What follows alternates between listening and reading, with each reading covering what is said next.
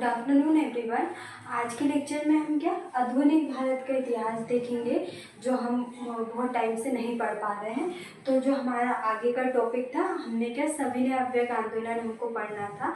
इससे पहले की सारी चीज़ें हमने कंप्लीट कर ली थी। और क्या हम सबसे पहले तो हम गांधी युग में थे, तो हम टॉपिक डालते हैं आधुनिक भारत का इतिहास। आधुनिक भारत का इतिहास।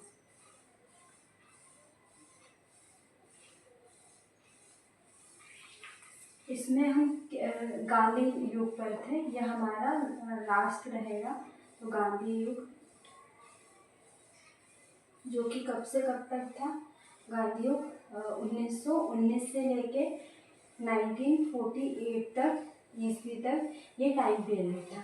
इसमें हमने बहुत सारी चीज़ें कंप्लीट कर ली है। आप हमारे प्रीवियस लेक्चर में जाके इसको देख सकते हैं। तो सबसे पहले आज के टॉपिक में हम सविनय अवज्ञा आंदोलन की सबसे पहले हम पृष्ठभूमि बनाएंगे। सविनय अवज्ञा आंदोलन, तो इसका प्रारंभ होने के कारण क्या है? सबसे पहले तो इसके ऊपर हम थोड़ा देखते हैं।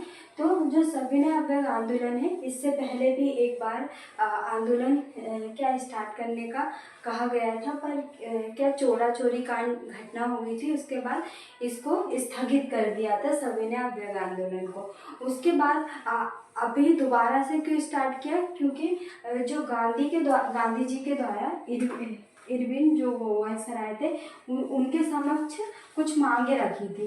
तो इरविन के द्वारा उन मांगों को ना मानना इसका एक प्रमुख कारण है। कौन से? सविनय अवज्ञा आंदोलन का शुरू होने का सबसे प्रमुख कारण कौन सा है? इरविन के द्वारा गांधी जी की मांगों को ना मानना। तो ये क्या प्रमुख कारण है, क्योंकि उन मांगों में क्या भारतीयों के लिए ही जो चीज़ें थी उसमें हमने देखी थी कौन कौन सी मांगे थी, है ना। तो उसमें हमने एक एक मांगे अच्छे से देखी थी कि कौन कौन सी मांग गांधी जी के द्वारा रखी गई थी। तो हम सबसे पहले सविनय अवज्ञा आंदोलन देखेंगे कि कब स्टार्ट हुआ, तो ये कब प्रारंभ हुआ था और कब से कब तक चला था, ये भी सबसे पहले हम डेट देख लेते हैं। तो 12 मार्च 1930 ईस्वी से लेके 6 अप्रैल 1930 ये आंदोलन था, जो सविनय अवज्ञा आंदोलन, जो संपूर्ण भारत में इसका प्रभाव था। क्या था? संपूर्ण भारत में इसका प्रभाव था। किसका? सविनय अवज्ञा आंदोलन में। हम इसका जो अलग अलग क्षेत्रों से किसके द्वारा नमक कानून तोड़ा गया था, तो ये चीज़ें हम देखेंगे, क्योंकि ये हमारे क्या 2 मार्क्स के पॉइंट ऑफ व्यू से भी इम्पोर्टेंट है मेंस में, और 7 मार्क्स और 11 मार्क्स के पॉइंट ऑफ व्यू से भी इम्पोर्टेंट है। तो हमको ये तीनों मार्क्स में देखना है इसको, तो अच्छे से डिटेल में पढ़ना है। हमने सबसे पहले कारण देख लिया इसका, और जो सविनय अवज्ञा आंदोलन है वो संपूर्ण भारत में इसका प्रभाव था।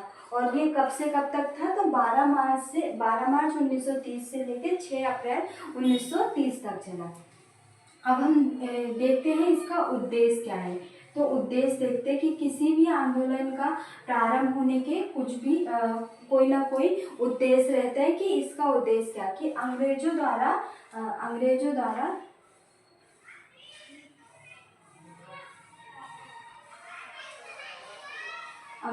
द्वारा बनाए गए नमक कानूनों को तोड़ना। तो ये क्या था? प्रमुख उद्देश्य था सविनय अवज्ञा आंदोलन का। और हम देखेंगे, अब प्रारंभ इसका देख लेंगे, उद्देश्य हमने देख लिया। तो अंग्रेजों द्वारा बनाए गए नमक कानूनों को तोड़ना। इसके बाद हम देखेंगे तो प्रारंभ कहाँ से हुआ और किसके द्वारा हुआ और कितने लोगों ने इसमें भाग लिया, तो हम ये देखेंगे। और कहाँ तक ये हुआ था। तो 12 मार्च 1930 ईस्वी को गांधी जी के द्वारा साबरमती आश्रम से, कहाँ से? तो साबरमती अहमदाबाद में साबरमती आश्रम से दांडी मार्च यात्रा का प्रारंभ किया। दांडी मार्च यात्रा का क्या किया, यात्रा का प्रारंभ किया। और इनमें गांधी जी के कितने अनुयायी शामिल थे, तो हम इसको देखते हैं। तो गांधी जी के 78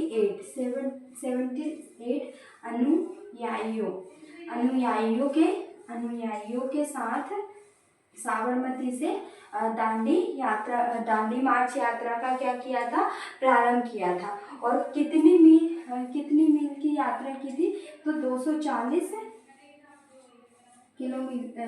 किलोमीटर की यात्रा दूरी तय की। 240 किलोमीटर की दूरी तय करके कितने 24 दिनों में, दिन भी पूछ सकते हैं वनडे एग्जाम में या प्री के एग्जाम में आपसे पूछ सकते हैं। 24 दिनों में 6 अप्रैल 1930 को दांडी पहुंचकर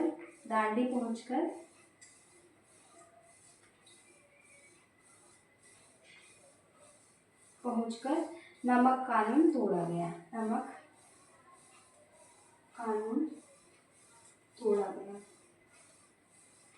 तो क्या क्या चीजें देखी हमने सविनय अवज्ञा आंदोलन में।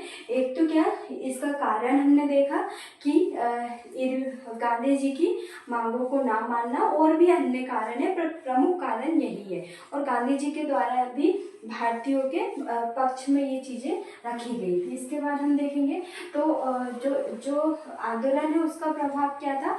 तो आंदोलन का प्रभाव क्या था, संपूर्ण भारत में था। और अगर हम इसकी डेट देखें तो ये हमको याद रखने की ज़रूरत है। 12 मार्च 1930 ईस्वी से 6 अप्रैल 1930 तक। उद्देश्य क्या है,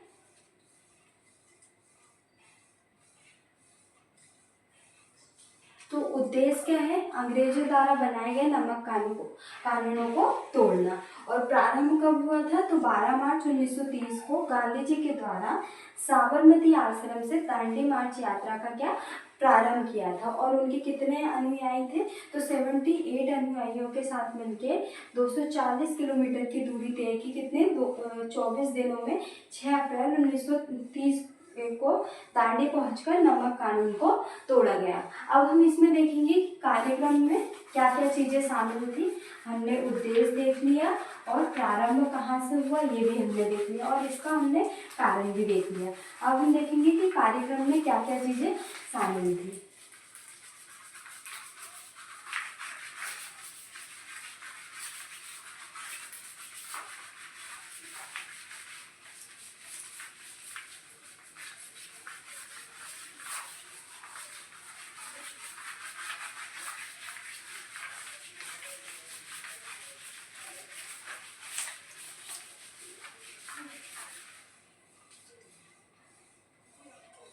सबसे पहले हम देखेंगे कार्यक्रम में क्या क्या चीजें शामिल थी।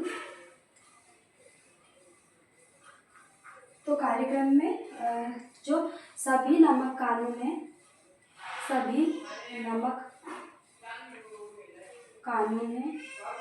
कानून को क्या भंग करना।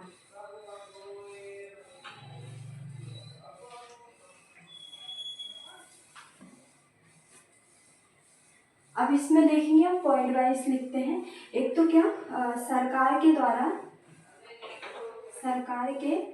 द्वारा जो कर लगाए गए थे, करों को ना देना या करों की अदायगी ना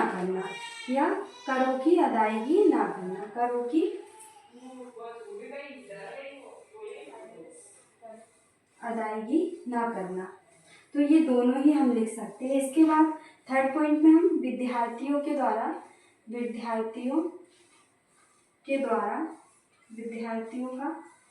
ऐसा लिख सकते हैं, विद्यार्थियों का कॉलेज,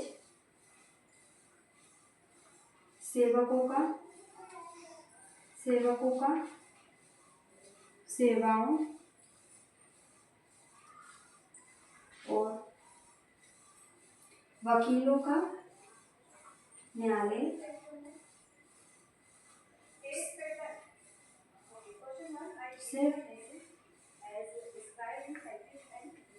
बहिष्कार करना। इसके बाद देखेंगे 4वां क्वेश्चन। तो विद्यार्थियों के द्वारा कॉलेज, सेवकों के द्वारा सेवाओं और वकीलों के द्वारा न्यायालय का क्या बहिष्कार करना। इसके बाद देखेंगे महिलाओं के द्वारा विदेशी कपड़ों की होली जलाना। तो विदेशी कपड़ों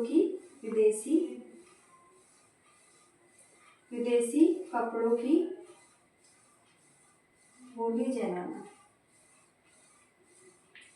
इसके बाद देखेंगे 5वां। तो विदेशी कपड़ों की होली जलाना। इसके बाद महिलाओं के द्वारा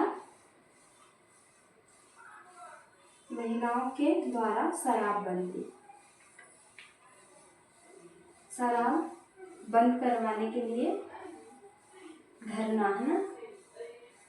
तो बस ये 5 पॉइंट है जो कार्यक्रम की जो सविनय अवज्ञा आंदोलन में कार्यक्रम में शामिल थे। एक तो क्या, सभी नमक कानूनों को भंग करना, उसके बाद सरकार के द्वारा करों को ना देना या करों की अदायगी ना करना। इसके बाद विद्यार्थियों का कॉलेज, सेवकों का सेवाओं और वकीलों का न्यायालयों का बहिष्कार करना, वकीलों के द्वारा विदेशी कपड़ों की होली जलाना और महिलाओं के द्वारा शराब की दुकानों पर क्या धरना देना।